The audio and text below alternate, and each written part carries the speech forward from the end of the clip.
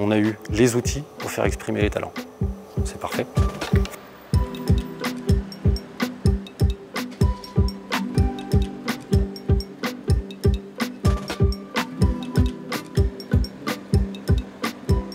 Bienvenue à Mons-en-Barœul, au cœur de la métropole lilloise. Autrefois lieu de villégiature parsemée de belles demeures, la ville a connu un véritable choc urbain dans les années 60 avec la construction de l'une des plus grosses ZUP du Nord. En fait, la ville, sur quelques années, est passée de 15 000 à 30 000 habitants, ou presque, avec la construction d'une quarantaine d'immeubles de grande hauteur, avec des grandes avenues, des grandes surfaces de stationnement, un quartier dédié à la voiture. Dès le début des années 2000, la ville, en partenariat avec la métropole et l'ANRU, a entamé une impressionnante métamorphose. L'objectif, proposer un environnement attractif pour attirer une population plus diversifiée.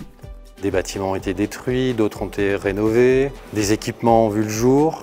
La création de cette salle d'escalade du polyèdre, ça nous a permis de proposer une offre totalement différente. Dans nos établissements, on a monté des sections sportives. Nous avons des gens qui viennent de l'extérieur pour intégrer nos établissements alors qu'auparavant on les fuyait. C'est le signe qu'il s'est passé quelque chose.